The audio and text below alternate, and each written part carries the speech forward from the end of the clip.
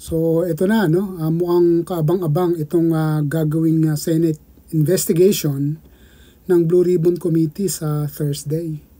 So ipinahayag na yan ni Senator Panfilo Lacson.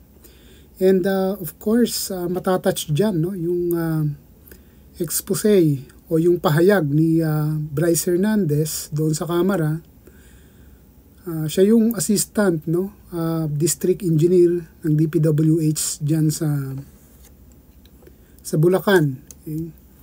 At yun nga, sinabi niya na Senator Jinggoy Estrada allotted 355 million para sa flood control project o projects dyan sa Bulacan. And also, he said that Senator Joel Villanueva did the same, no? But the amount is different. So kay Senator Villanueva, 600 million pesos. Pero sa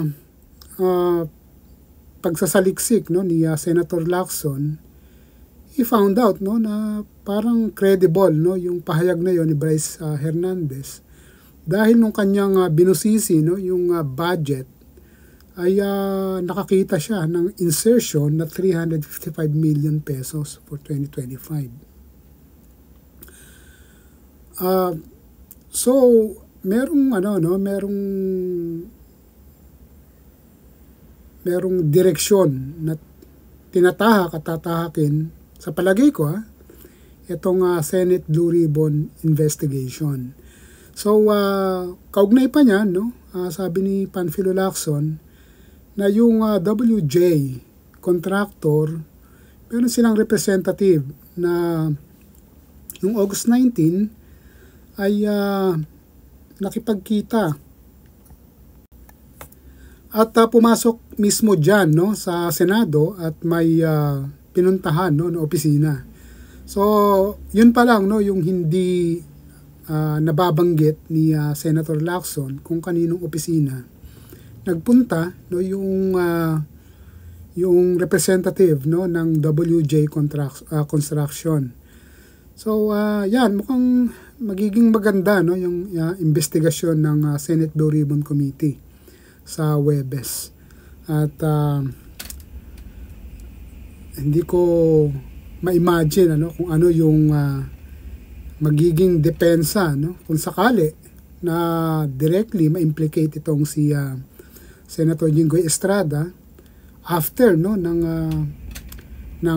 imbitasyon na gagawin ni Senator Panfilo Lacson doon sa representative ng WJ Construction na nagpunta nga dyan sa Senado at may kinausap, no, nagpunta sa isang opisina. So syempre, the previous days, ano, nanggagalaiti si Senator Jinggoy Estrada dahil nga sa mga pahayag ni Bryce Hernandez. Pero tingnan na lang natin, no, kung ano yung magiging direksyon nitong investigasyon na ito. At para sa mga senador, no, ang mga ordinaryong mamamayan, no, katulad ko, halimbawa, ay nakatutok, no, sa mga investigasyon na yan, whether sa Congress or sa Senate. Okay? At sana lang, no, may mapanagot na malalaking politiko na patuloy na nagpapahirap sa mamamayang Pilipino.